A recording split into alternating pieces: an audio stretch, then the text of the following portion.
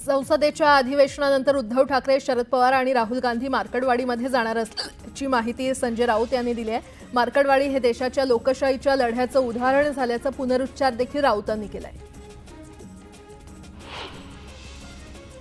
माजी मंत्री गुलाबराव देवकर यांच्या राष्ट्रवादी काँग्रेस अजित पवार गटात प्रवेशाला जळगाव ग्रामीणमधील पदाधिकाऱ्यांनी विरोध केलेला आहे। या पदाधिकाऱ्यांनी उपमुख्यमंत्री अजित पवार यांची भेट घेत देवकरांना पक्षात प्रवेश देऊ नये असं निवेदन दिलं।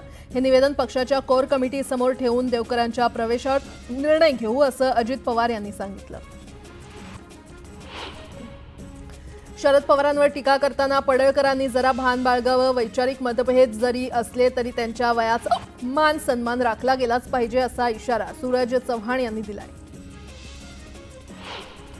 पडळकर, तुम्ही ज्यांच्या पंक्तीत जाऊन बसलात तेच गुरु एक दिवस तुमचा अंगठा कापून घेतील आणि नंतर तुम्हाला सत्यशोधक विचाराच्या पवार साहेबांच्या पायाजवळ जाऊन बसावं लागेल असं म्हणत सचिन खरात यांनी पडळकरांना सुनावलंय।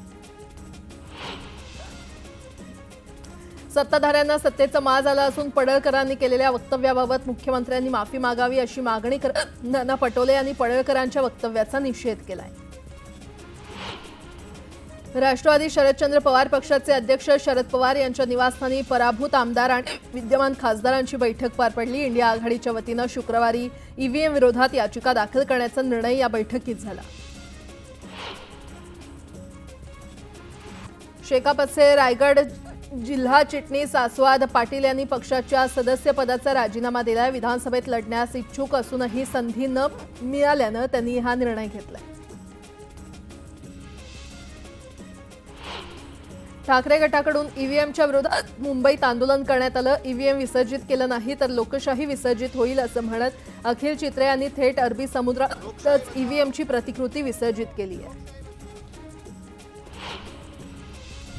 बुलढाण्यात महाविकास आघाडीकडून ईव्हीएम विरोधात आंदोलन करण्यात आलं। रक्तानं स्वाक्षऱ्या करून राष्ट्रपतींकडे ईव्हीएम हटवण्याची मागणी करण्यात आली।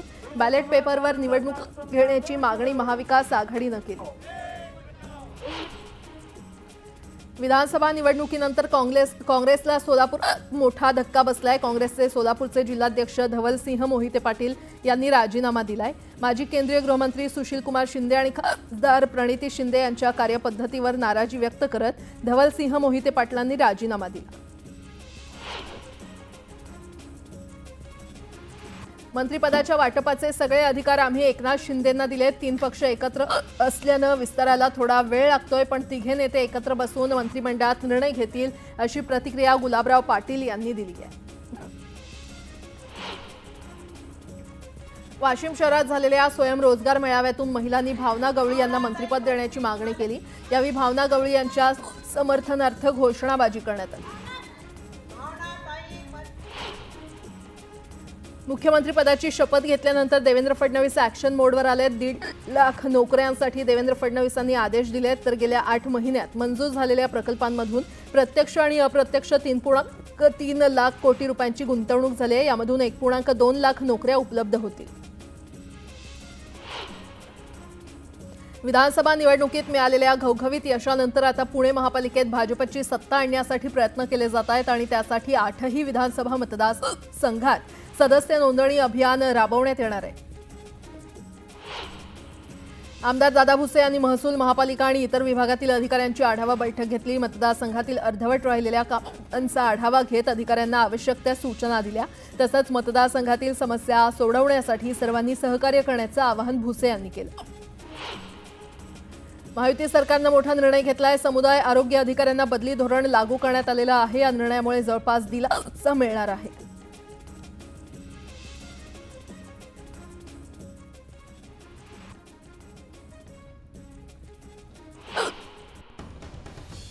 आता एक मोठी बातमी, बीडच्या केज तालुक्यातील मासाजोग येथील सरपंच संतोष देशमुख यांच्या हत्या प्रकरणात पोलिसांनी 2 आरोपींना अटक केली आहे। प्रमुख आरोपींच्या शोधासाठी पोलिसांनी पथकं रवाना केलेली आहे, तर ग्रामस्थांच्या मागणीनुसार 2 पोलीस अधिकाऱ्यांच्या निलंबनाचा प्रस्ताव देखील पाठवण्यात येणार आहे। तसंच या सर्व प्रकरणाची सीआयडी चौकशी होणार असून विशेष सरकारी वकिलाची देखील नियुक्ती केली जाणार असल्याचं आश्वासन पोलीस अधीक्षक अविनाश बारगळ यांनी ग्रामस्थांना दिलंय। पोलीस अधीक्षकांनी दिलेल्या आश्वासनानंतर मांजरसुंबा ते केज रोडवर सुरू असलेला रास्ता रोको मागे घेण्यात आलाय। काही गावकऱ्यांनी काही पोलीस अधिकारी PSI त्यांच्यावर काही आरोप केले होते. थोडंसं आम्ही थोडक्या कालावधीत चौकशी केली. त्यांना सस्पेंड करण्यात आलेलं. इकडचे जे PI आहेत ते PIंची इन्क्वायरी करून रिपोर्ट पाठवणार आहात आणि बाकीचे CID चौकशी स्पेशल पब्लिक प्रॉसिक्युटर नेमणे या मागण्या मान्य केलेल्या आहेत.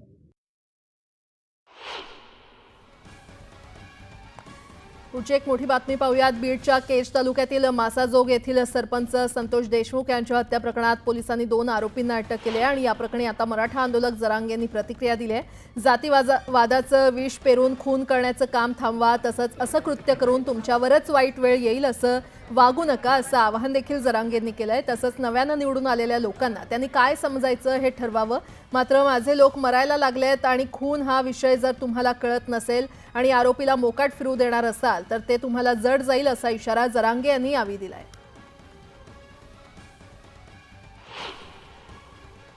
तुम्ही जे जातीवाद म्हणताय ना ते जरा थांबवा, नका दुसरीवर ढकलू.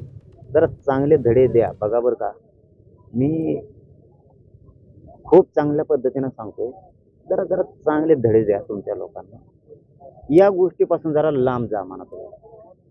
नका वारंवार तुम्ही जातीवादाचे प्रयोग करून किंवा विष पेरून खून करायचे, दहशत माजवण्याचा प्रयत्न तुम्ही थांबवा.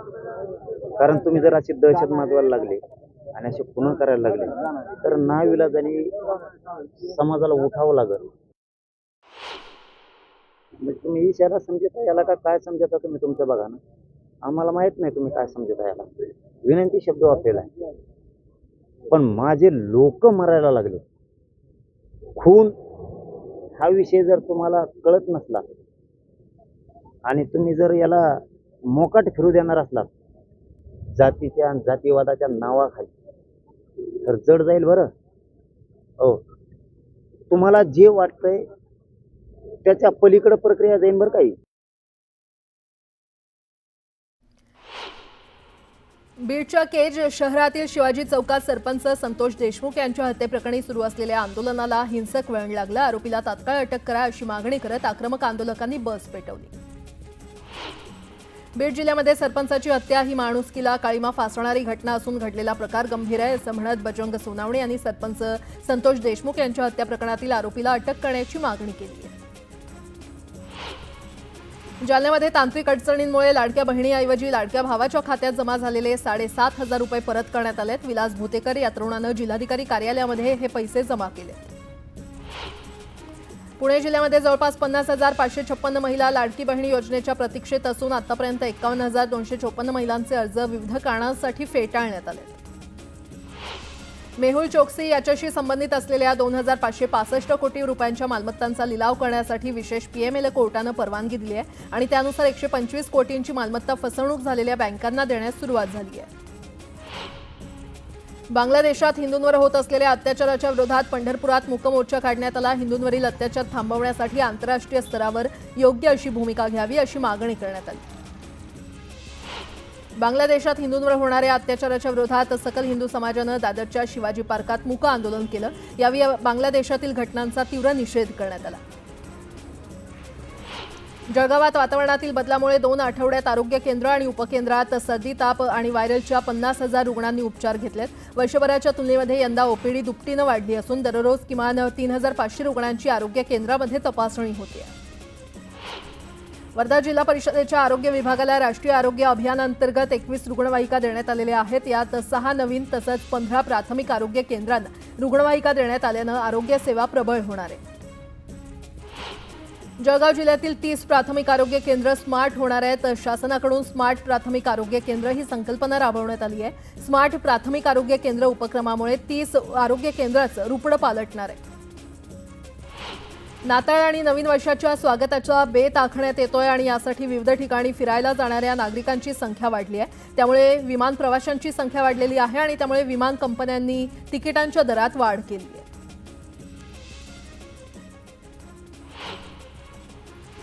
आणि आता कराड विधानसभा मतदारसंघातून एक मोठी बातमी खरं तर समोर येते. कराड विधानसभा निवडणुकीमध्ये अतुल भोसले यांच्या पृथ्वीराज त्यांनी खरं तर पृथ्वीराज चव्हाण यांना टोला लगावलेला आहे। माजी मुख्यमंत्री पृथ्वीराज चव्हाण यांचा पराभव करणारे अतुल भोसलेंनी आता चव्हाणांना टोला लगावलाय। पृथ्वीराज चव्हाण यांच्या कराडमधील घराजवळ झोपडपट्टीचं पुनर्वसन करण्याचं आपलं स्वप्न असल्याचं अतुल भोसले यांनी स्पष्ट केलंय। पृथ्वीराज चव्हाण यांच्या घराजवळील झोपडपट्टीचा मुद्दा नुकत्याच झालेल्या विधानसभेच्या निवडणुकीत चांगलाच गाजला होता आणि याच मुद्द्यावरून त्यांनी चव्हाणांना टोला लगावलाय। दरम्यान मलकापूर नगरपालिकेची नव्यानं उभारण्यात येत असलेल्या इमारतीची पाहणी करून पालिकेच्या शासकीय अधिकाऱ्यांसोबत झालेल्या आढावा बैठकीत त्यांनी हा मुद्दा उपस्थित केला।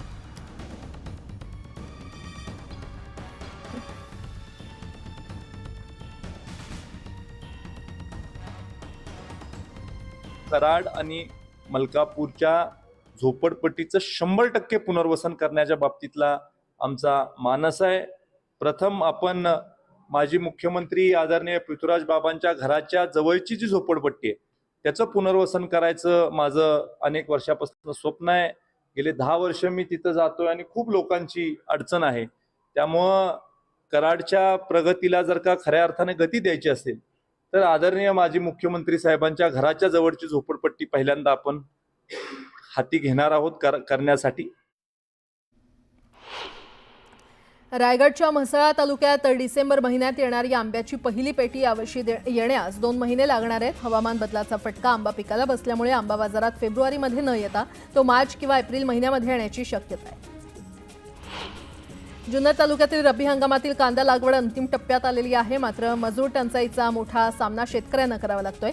सध्या मध्य प्रदेशातील मजूर कांदा लागवडीसाठी दाखल झाले असून 300 ते 350 रुपये हजेरी देऊन खरं तर कांदा लागवड करावी लागते। राज्यातील साखर गाळप हंगाम सुरू होऊन 1 महिना उलटलाय। अद्याप गाळप हंगाम पूर्ण क्षमतेनं सुरू झालेला नाहीये। साखर आयुक्तालयाकडून आतापर्यंत बहुतांश साखर कारखान्यांना गाळपाचे परवाने गेलेले आहेत, पण अजूनही राज्यातील जवळपास 25% साखर कारखाने सुरू झालेले नाहीत।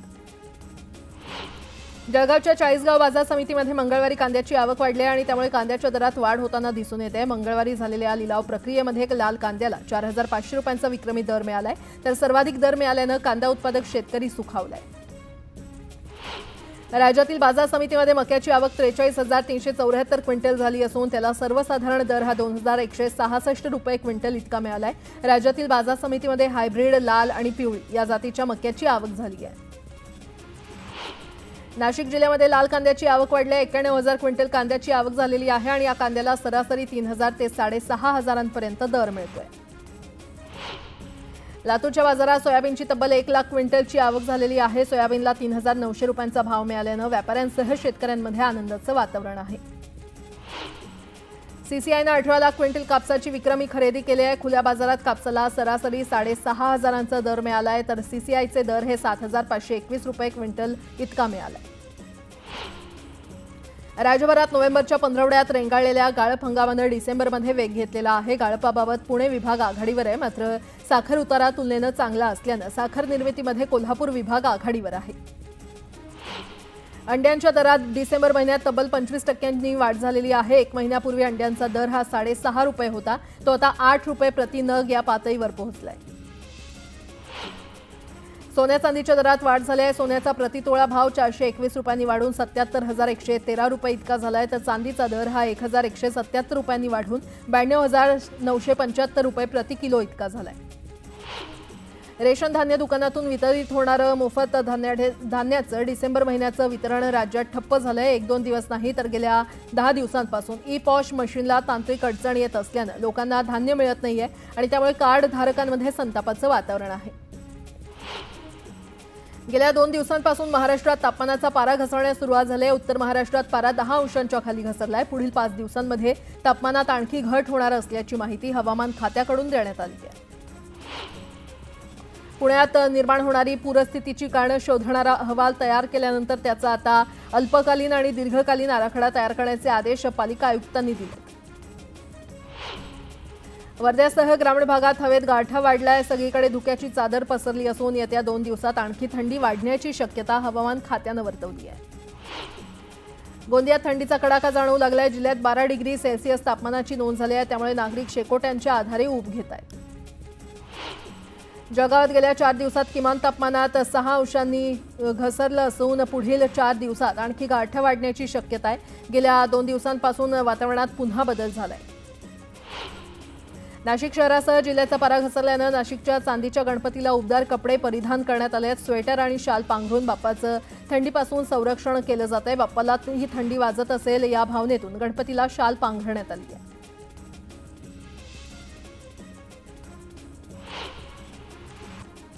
आणि आता बातमीपत्रामध्ये हिंगणघाटमधून एक मोठी बातमी समोर येते.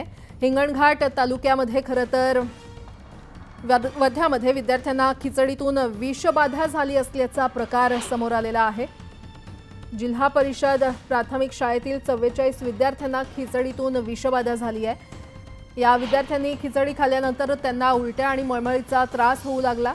त्यामुळे शाळा व्यवस्थापनानं त्यांना तात्काळ हिंगणघाटच्या उपजिल्हा रुग्णालयात दाखल केलं. यातील 7 विद्यार्थ्यांना प्राथमिक उपचारानंतर घरी सोडण्यात आलं, तर 37 विद्यार्थ्यांवर उपचार सुरू असल्याची माहिती आहे.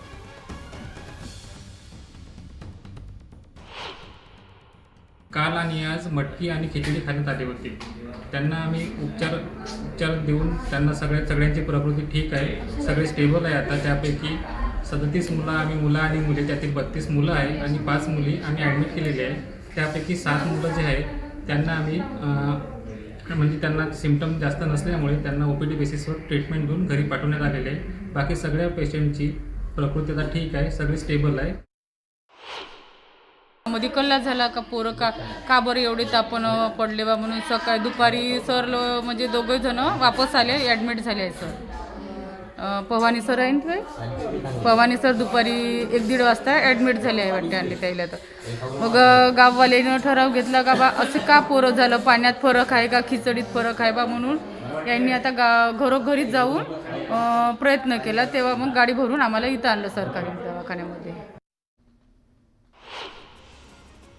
राज्यातील शासकीय वैद्यकीय महाविद्यालयामध्ये गेल्या 2.5 वर्षांपासून हेल्थ मॅनेजमेंट इन्फॉर्मेशन सिस्टम कार्यान्वित झालेली नाही आहे आणि त्यामुळे केस पेपर काढण्यासाठी लागत असलेल्या रांगांमुळे रुग्णाला उपचार मिळण्यात अडचणी येत आहेत.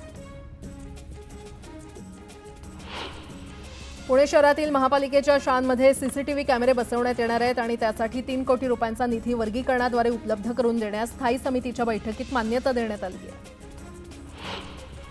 दिव्यातील अनधिकृत शाळेमध्ये झालेल्या निंदनीय प्रकाराबाबत चौकशी करून कारवाई व्हावी आणि दिवा भागातील अनधिकृत शाळा बंद कराव्यात अशी मागणी मेस्टा संघटनेनं केलेली आहे.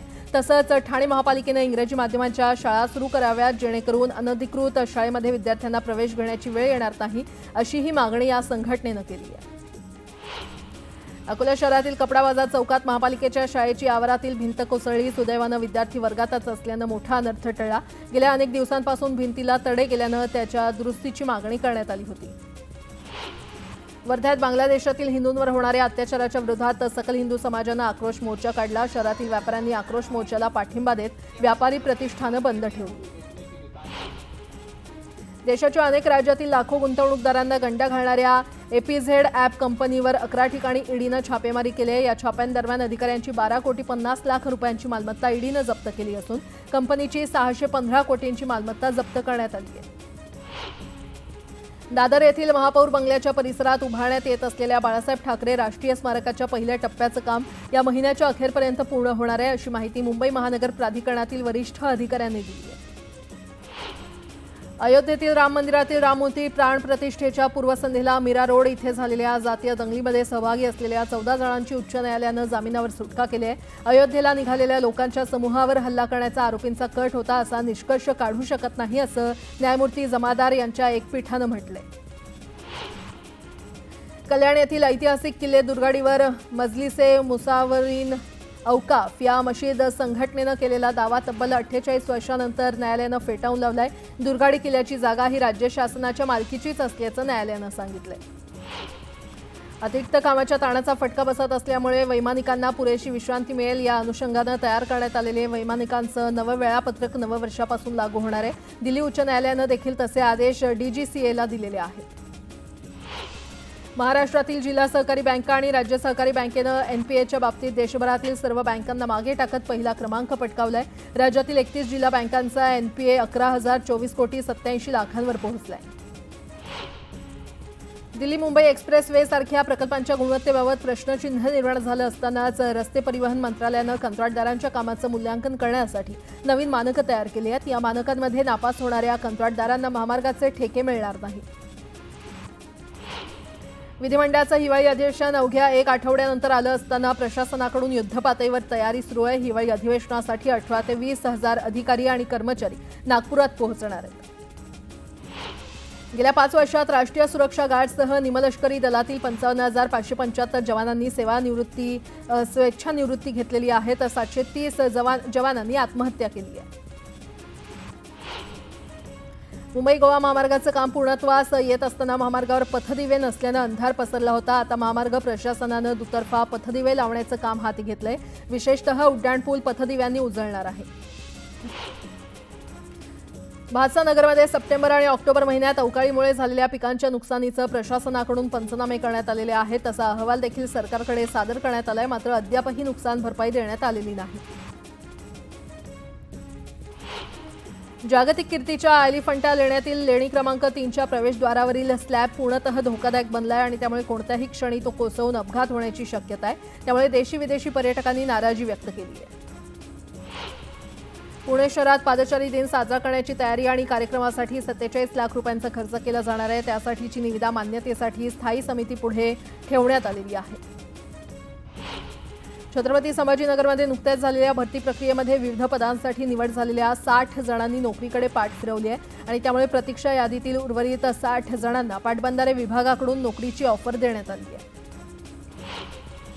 राज्यात महायुतीचं सरकार स्थापन झाल्यानंतरही पालकमंत्री पदाची घोषणा अद्याप न झाल्यानं जिल्ह्यातील पाणी नियोजन लांबणीवर पडण्याची शक्यता निर्माण झाली आहे. तर यंदा समाधानकारक पाऊस झाला असल्यानं पाणी उपलब्धतेची चिंता नसली तरी पाणी वाटप नियोजनाची कालवा समिती बैठक लांबणीवर पडल्याचा परिणाम वितरणावर होण्याची शक्यता आहे.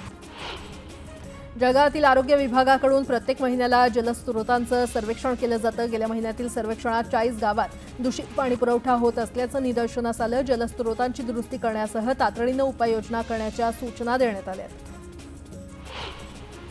ठाणे पालिकेची पाणी बिल थकबाकी वसुलीकरता पालिकेनं कंबर कसली आहे. पालिकेनं बिल थकवणाऱ्यांच्या तोंडचं पाणी पळवलं असून आतापर्यंत 1780 नळांचं पाणी कनेक्शन बंद केलं असून 152 मोटार पंप जप्त केले. मुंबई महानगर प्रदेशमध्ये परवडणाऱ्या दरातील घरांची अधिकाधिक निर्मिती व्हावी यासाठी विकास नियंत्रण नियमावलीमध्ये म्हाडातर्फे बदल शासन स्तरावर प्रस्तावित करण्यात आलेले आहेत. या प्रस्तावित बदलांमुळे परवडणाऱ्या दरातील घरांच्या किमती 30% कमी होणार आहेत. मुंबईतील धारावीच्या पुनर्विकासाचं काम सुरू आहे आणि यासाठी जागरूकता अभियान राबवलं जात आहे. रहिवाशांच्या चौक सभा घेतल्या जात आहेत. ही माहिती सर्वांपर्यंत पोहोचवावी यासाठी विविध भाषांमधून टोल फ्री क्रमांक देखील जाहीर केले असून महिन्याभरात 8,000हून अधिक कॉल्स आले. समृद्धी महामार्गालगत 18 इंडस्ट्रीयल टाउनशिप उभारण्याचा निर्णय शासनानं घेतला आहे. नवीन सरकार आल्यामुळे पहिल्या टप्प्यात 4 इंडस्ट्रीयल टाउनशिप छत्रपती संभाजीनगर आणि जालना जिल्ह्यामध्ये उभारल्या जाणार आहेत. तर या जागांची पाहणी नुकतीच MIDCच्या वरिष्ठ अधिकाऱ्यांच्या पथकानं केली आहे. कोकण मंडळाच्या प्रथम येणाऱ्यास प्रथम प्राधान्य या तत्वावरील 11,176 घरांच्या विक्रीसाठी कोकण मंडळानं 2 डिसेंबरपासून विशेष मोहीम सुरू केली आहे. या मोहिमेला आठवड्याभरात चांगला प्रतिसाद मिळाला आहे. 250 जणांनी अनामत रकमेसह अर्ज सादर केले. परंपरागत इंधनाबरोबरच नव्या इंधनावर भारतात वाहनांची निर्मिती वाढते. भारतातील वाहन उद्योगाचा वेग एवढा आहे की पुढील 5 वर्षात भारतीय वाहन उद्योग जगातील क्रमांक 1चा वाहन उद्योग होईल असं केंद्रीय रस्ते वाहतूक मंत्री नितीन गडकरी यांनी म्हटलंय. आर्थिक गणित बिघडल्यानं बेस्ट उपक्रमानं स्वमालकीऐवजी भाडेतत्वावर बस गाड्या घेण्याचा सपाटा लावलाय. खासगीकरणामुळे कायमस्वरूपी कर्मचारी आणि प्रवासी मेटाकुटीला आलाय. भविष्यात बेस्ट आणि प्रवाशांसाठी भाडेतत्वावरील बस धोक्याची घंटा ठरण्याची चिन्ह आहेत.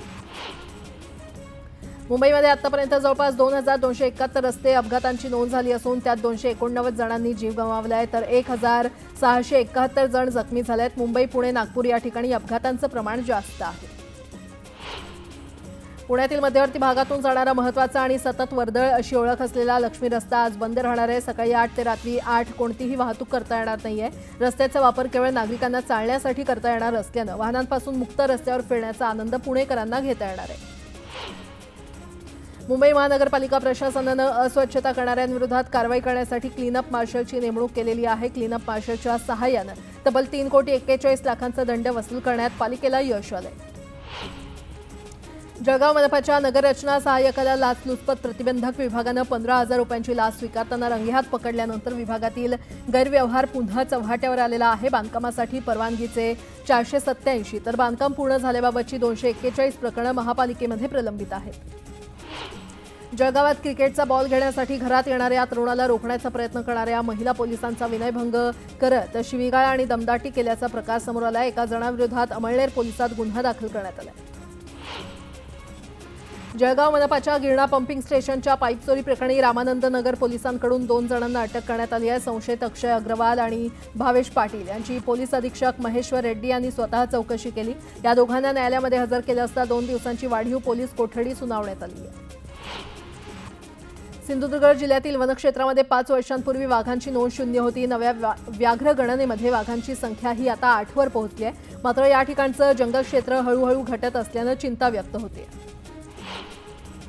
पुणे नाशिक महामार्गावर जुन्नर तालुक्यातील नारायणगाव इथे रस्ता क्रॉस करत असताना अज्ञात वाहनाच्या धडकेत 4 ते 5 वर्षाच्या बिबट्याचा मृत्यू झालाय. वनविभागानं बिबट्यावर अंत्यसंस्कार केले.